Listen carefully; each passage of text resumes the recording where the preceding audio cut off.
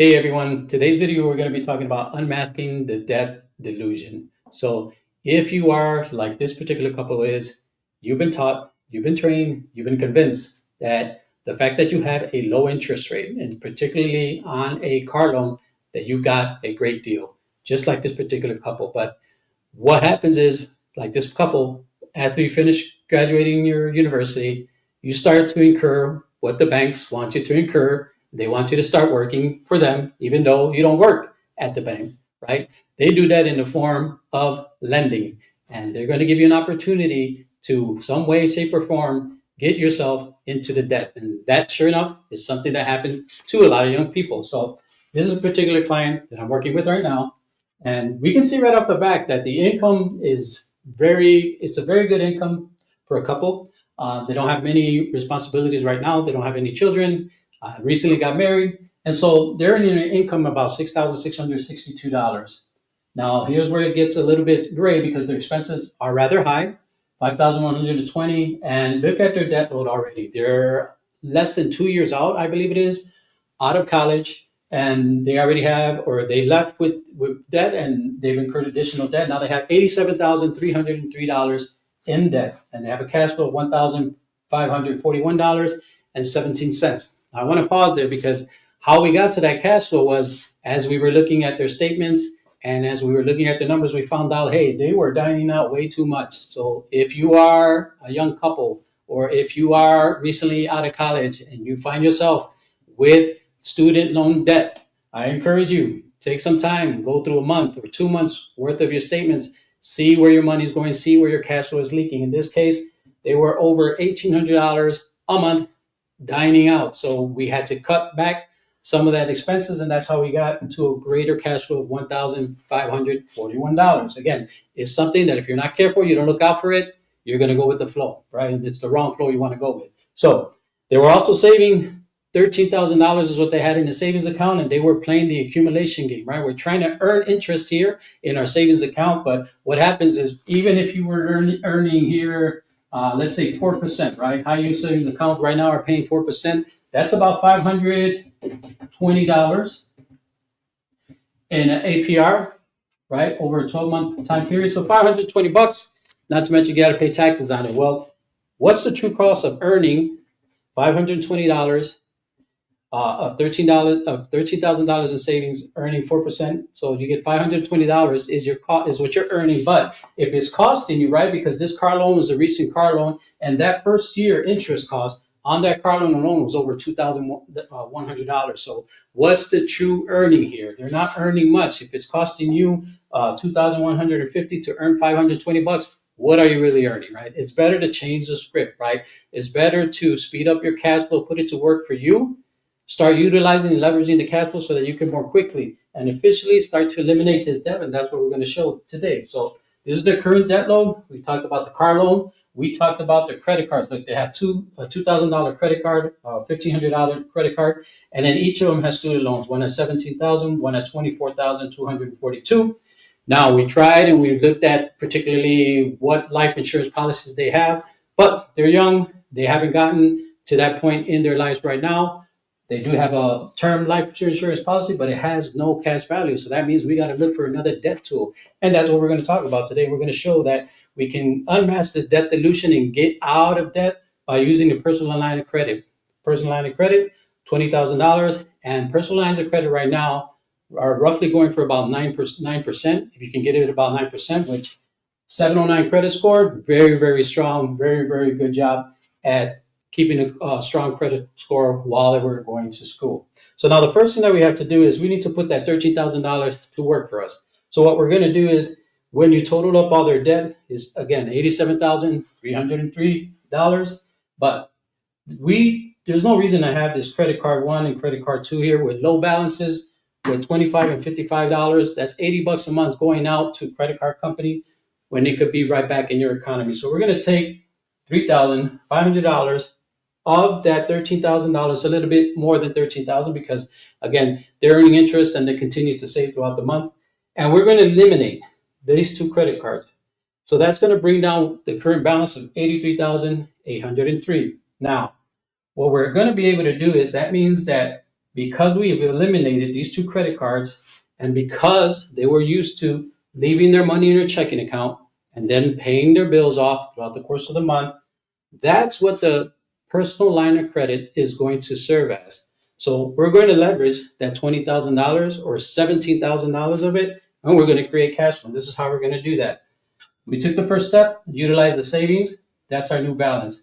Now we are going to be moving $17,000 that was in student loan number one, still earning, still paying interest on it, right? Because now after the 6 months you graduate college, now you have to start paying that back. So you're losing interest costs here. So that's eating into whatever you're earning from your savings account. And we're going to reposition that $17,000. We're going to put it into the personal line of credit, and we're going to eliminate having to have this $250 as a payment. So in the first step, we eliminated these two, and now we're eliminating this student loan debt of $17,000. When we do that, now it puts us in a position where we can actually leverage that personal line of credit and utilize it as if it was a checking account. This is how we do that. This is the $17,000 of the personal line of credit. We're going to continue to make payments to the car loan. We're going to continue to make payments to this student loan throughout the course of the month.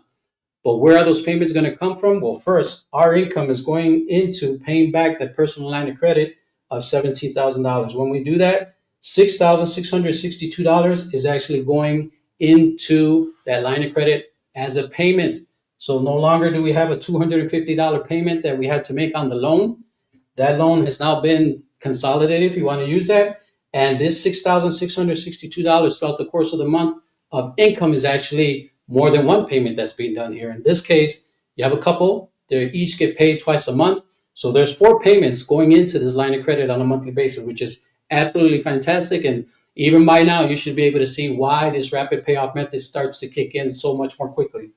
Now, we're also going to be taking out what the expenses are. So let me pause there, because we see that the expenses at one point were $5,120.83.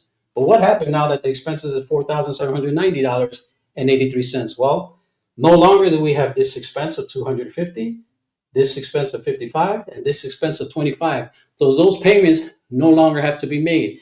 Matter of fact, because we consolidated them, again, the $6,662 is counted as more than one payment to eliminate those accounts. What that does now is now we just have to calculate the income, or the interest rather, on 9% at $17,000. And if we did so, we get $125 for that first month.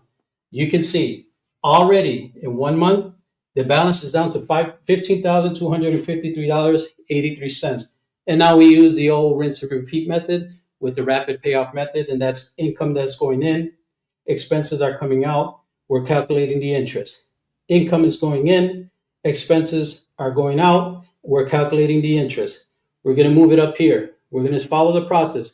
Income 6662, expenses 4790.83, and interest is 8670. You'll notice how much more quicker interest is being actually paid off, and that's a true savings for them. Not that $520 that they're trying to save or earn rather with the $13 in their savings account. So we're going to continue as the months go by. 993,972. Income is going in, expenses coming out, interest is being added. Income is going in, expenses are going out, interest is being added, right? When we do that, we can count a total of 1, 2, 3, 4, 5, 6, 7, 8, 9 months. That's right. In 9 months, what has happened? Well, in 9 months, we have paid off $2,000, $1,500, $17,000 in debt just in that 9 months. But what's happening in the background as well, remember I said earlier they're going to continue to make the $700, which is part of their expenses, payment to the car loan. They're also going to continue to make the $252.30 payment, okay, which is also part of their expenses, to the student loan. But by the time we get to that 9 month, that student loan is going to be closer to about $20,000 or $20,500, which at that point they can then access a greater portion of this line of credit. They can actually access the entirety of the $20,000. Plus, they're going to be so excited. They're going to be so happy because they're going to see that their cash flow is really working for them. They're earning more money on the cash flow side, right? They're really saving money in the savings account. They're going to take some money out of the savings account. They're going to completely apply it So now eliminating this last student loan. And when they do that, they get back an additional $252.30 of cash flow gets added back to that economy, which means now that their cash flow is over $2,123, I believe it is. So if it's 20,000 that they took out, right, and now they have an additional $2,123, you do the math, right?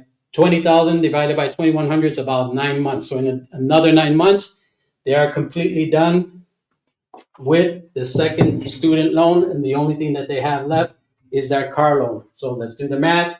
If you have a balance on the car loan at about 30,000 at that point, which means another 9, maybe a year and a half, they're completely paid off all their student loans and their car loans in a period of about 2 years and 8 months. So this is how it is done, right? When you're putting your money and your cash flow in the right place, you can actually start to see and reap the rewards. So I want to encourage you. Hopefully, this made a lot of sense.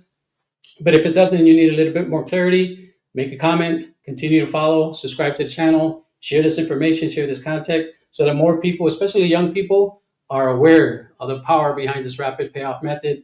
And if you need help with it, please reach out. There is a Calendly that is included in the bottom of the descriptions. I'll be more than happy to get on a one-on-one call with you, look at your situation, and see if we can help you out as well. So until the next video, take care and God bless.